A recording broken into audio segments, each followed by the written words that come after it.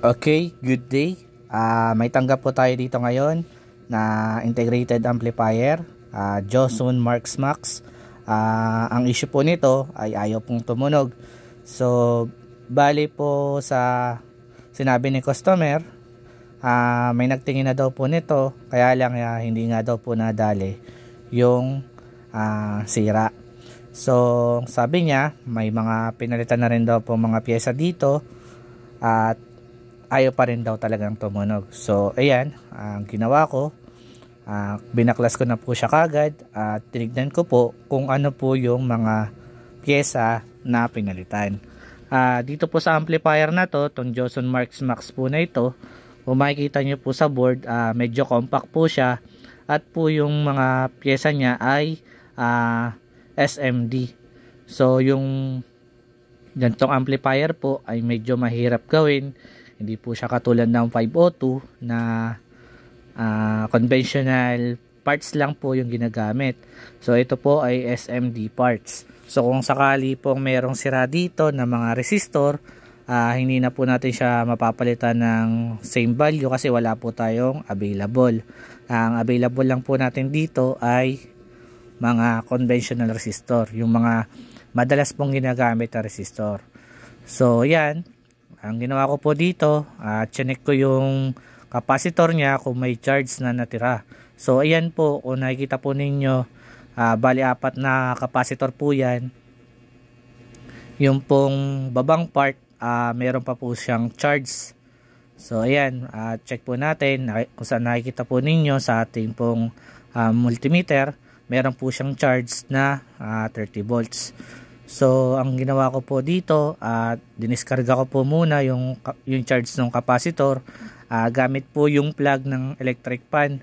Kasi kung gagamitan po natin ito ng plies or ng screwdriver, pwede pong masira yung board niya, pwede pong masunog. Kung nakikita rin po ninyo, yung board po niya ay double po yung copper clad. Ibig sabihin po yung hinang po niya ay taas tsaka baba. Pagka mga ganong board po ay mahirap din po siyang hinangin. Kailangan po dito medyo mataas na watts ng panghinang para mas mainit po. So yung gamit po natin dito ngayon ay 40 watts na panghinang. So ayan, ginawa ko po, tinanggal ko muna yung fuse kasi nakita ko yung isang paa ng fuse natin ay hindi po nakakabit. So, pwedeng dito rin po yung dahilan kung bakit ayaw pong tumunog ng ating amplifier. Kasi po, yung mga design po ng integrated amplifier, lahat po yan, karamihan ay meron pong speaker protect. Na kapag nakadetect po ng DC out na galing doon sa emitter o sa output ng ating amplifier, pwedeng sa channel A or channel B, hindi na po siya magkiklik. Pero kung yung relay po niya ay double, pwede pong tumunog yung isang channel niya. So yung may part lang po na may DC out, yun lang po ang hindi tutunog. So dito po sa design ng amplifier na to, yan, kung nakikita nyo, 4 lang din po yung kanyang output transistor bawat channel. Bali halos kaparehas lang din po siya ng concert na 502. Ang pinagkaiba lang po, compact po yung kanyang board at SMD po yung mga pyesa. So yung ginawa ko na lang po dito para masigurado ko na yung mga pinalit pong component ay okay pa, tinester ko po isa-isa yung ating output transistor. Yung output transistor po natin ay parehas lang din po ng ginagamit sa concert na 502. Yung may number po na C5198 at A1941.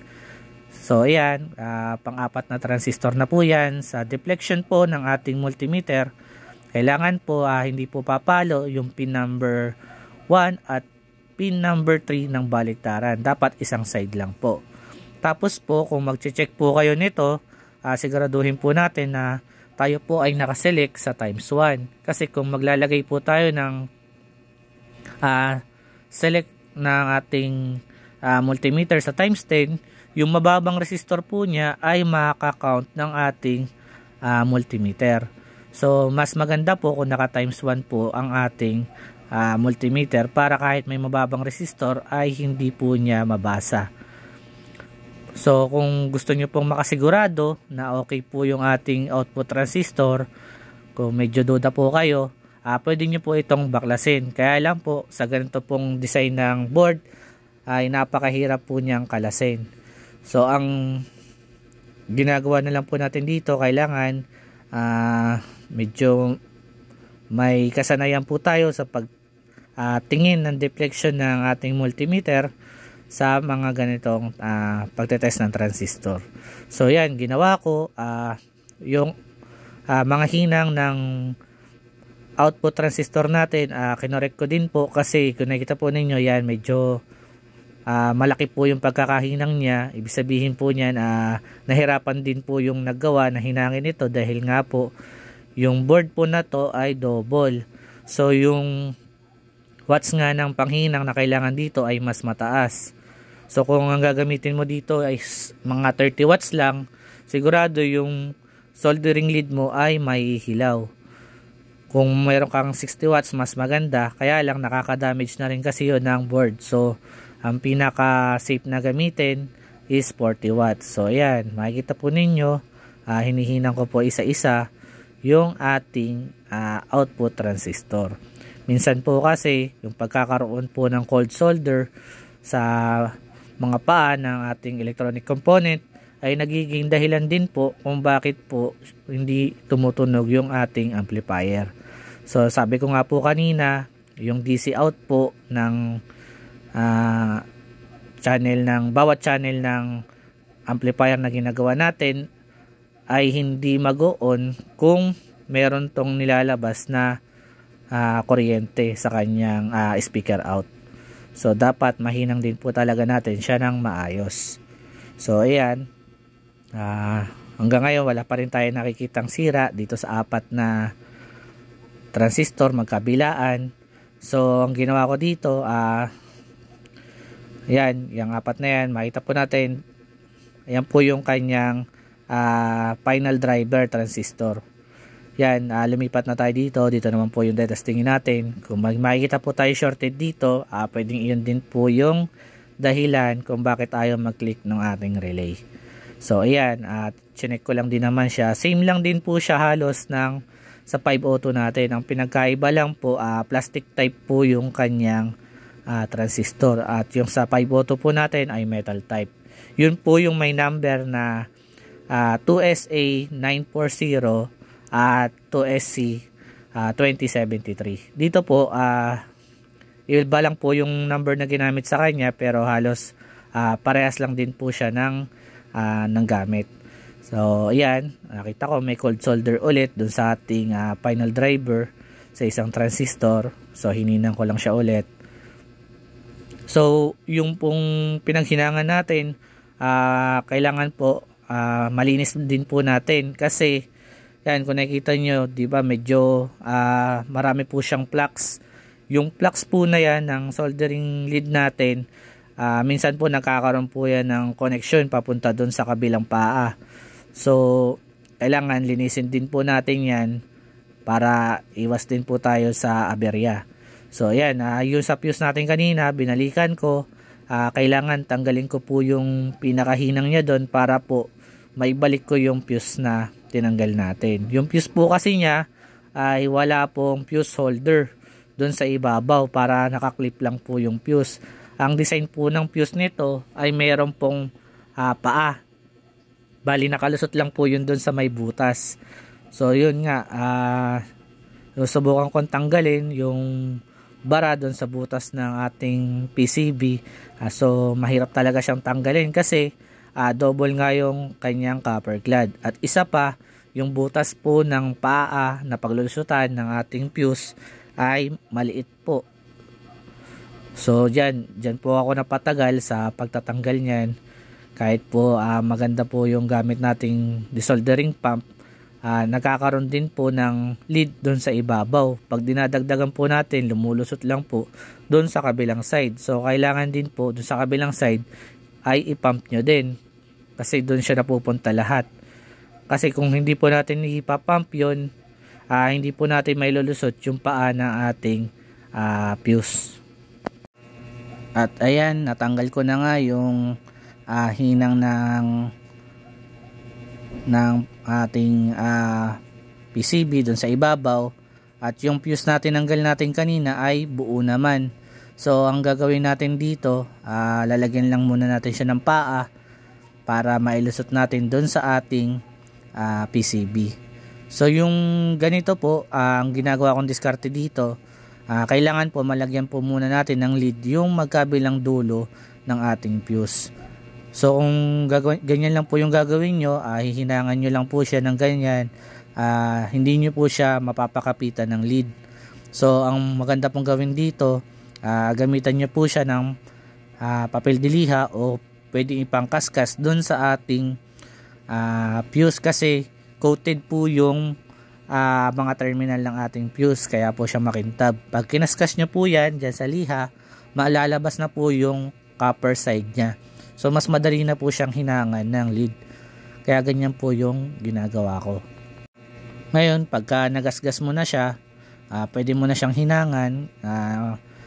Ang gagamitin na lang natin paa dito, dahil ang available lang natin na pwedeng gamitin ay fuse or paa ng capacitor. So dahil mas mahal si capacitor, si fuse na lang yung gagamitin natin, si resistor na lang yung gagamitin natin pang lagay na paa dito sa ating fuse.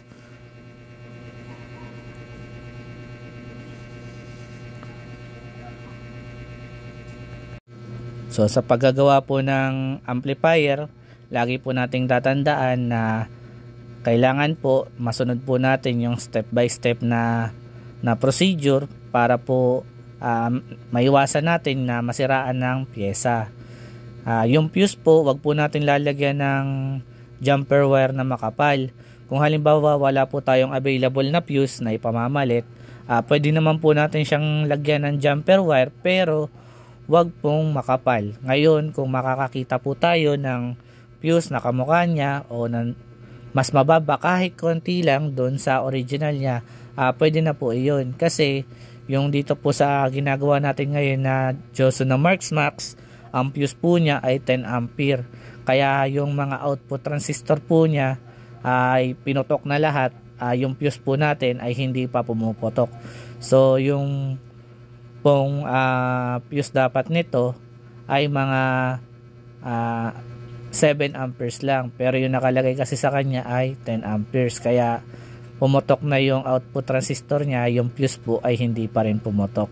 So kung nakikita po ninyo, hindi na po ako nagpalit ng fuse yan, at hininangan ko na lang po ng resistor doon sa magkabilang dulo ng fuse para gamitin na terminal papunta doon sa ating board. So ayan, habang pinuputol-putol ko yung paa, tinitingnan ko pa rin yung ating amplifier board kung saan pa rin yung ano pa yung pwedeng kung ano pa yung posibilidad na nasira, kung bakit ayaw pa rin tumunog ng ating amplifier. So pasensya na kayo kasi yung video po natin ay hindi po pinas forward, kasi gusto ko po mas maintindihan po ninyo at mas makita ng maayos kung paano po tayo mag-repair ng amplifier. Kasi po sa mga ganitong appliances po, sa mga ganitong gamit, marami pong nahirapan talagang mag-repair kung ang sira niya ay walang masyadong sunog na pyesa. Mas mabuti pa kasi talaga yung makikita mo ang visual na yung mga component na dami sa kanya ay nasunog, kesa hindi siya makikita ng mga mata natin na sunog na. So maobliga talaga tayong i-tester isa-isa. So ayan, naikabit ko na nga yung fuse. So pinutol ko lang ng cutter yung sobrang paa para hindi sumayad doon sa ilalim ng casing natin. At kumuha na po ako ng toothbrush tsaka lacquer thinner or lacquer glue. Pwede po natin yung panlinis dyan sa mga plugs ng ating soldering paste. Yan po yung sinasabi ko kanina na kailangan malinis po natin, kasi minsan po nagkakaroon po yan ng contact doon sa mga paa ng ating pyesa na pwedeng maging cause para masira. So ayan, linisin lang po natin maigi iyan po ay mabilis naman matuyo. So wag po tayong mag-alala o mainip na pagka nilinis natin ay hihintayin natin matuyo. So yung mga ganyang panglinis po ay mabilis naman siyang matuyo. Wag po tayong gagamit ng alcohol kasi yung alcohol po ay may halong tubig. Kahit po nakakatanggal siya ng plaques, hindi po siya advisable na gamitin. So ang pinakapaganda pong gamitin ay lacquer glue o kaya lacquer thinner. So ayan, okay na yung ating board. Pwede na ngayon natin ibalik dun sa kanyang case para masupplyan na natin ng voltahe yung ating board at makapagsukat ng mga parameters na kailangan natin kunin. So ayan, kinuha ko na yung kanyang case kung nasaan yung ating supply. And kung nakikita po ninyo, mas marami po siyang wire. Yung blue po na may black, yun po yung mismo doon sa ating main amp. At yung mga socket na maliliit na yun ay para naman sa auxiliary. So ayan, magsisimula na tayo magsukat ng DC out kung may DC out pa siya, at voltahe doon sa ating main capacitor. Kailangan po kasi yung voltahe doon sa ating main capacitor ay balanse. Pagka po yung isang side nun ay mababa, pwede pong magkaroon ng ugong yung output ng ating amplifier. Ibig sabihin po nun, unbalance po yung voltahe niya. So ginawa ko dito, sinet ko po ng 50 volts yung ating multimeter, at yung negative probe ay kinabit ko doon sa negative ng speaker natin. At yan, habang kinakapa-kapa ko siya kung basa pa at kung pwede ko nang i-on. So nung nakita natin na tuyo na, so pwede na tayong magsukat ngayon ng voltahe.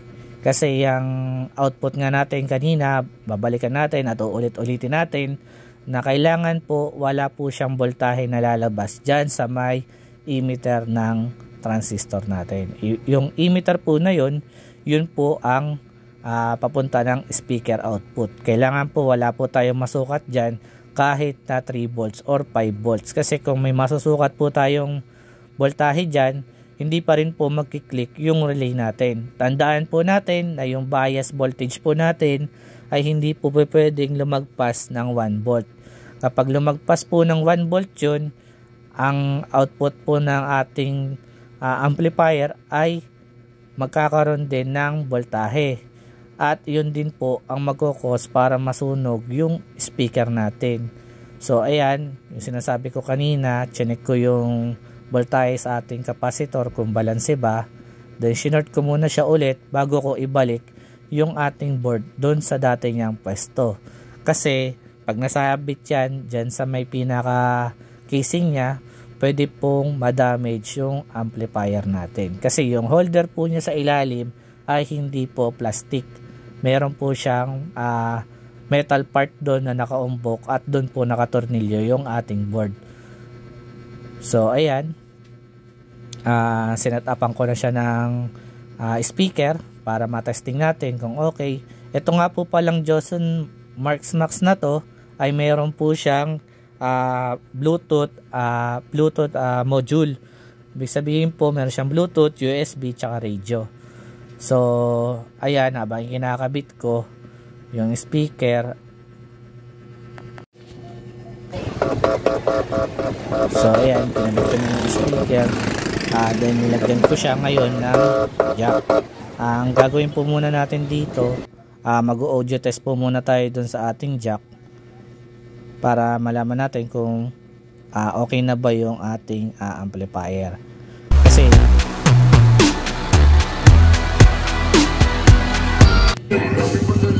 Kasi yun po yung nagiging basihan natin para malaman natin kung okay na po yung ating amplifier. So ayan, natanas po natin. Yan, check po natin. Binidyo ko po para makita nyo po yung mga napalitang pyesa.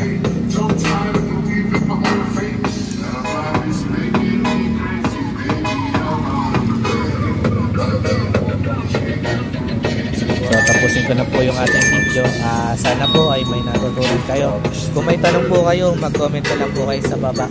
at re-replyan ko na lang din po agad kayo kung sakaling makita ko. At sana din po ay huwag niyo pong kalimutan mag-like, share, and subscribe. Salamat po.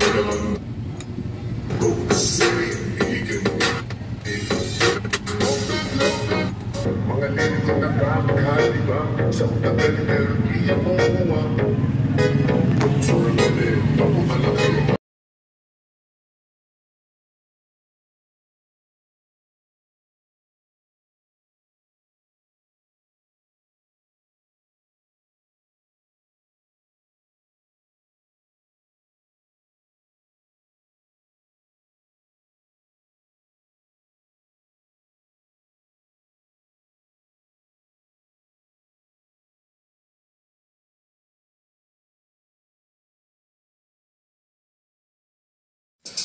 Thanks for watching. Please don't forget to like,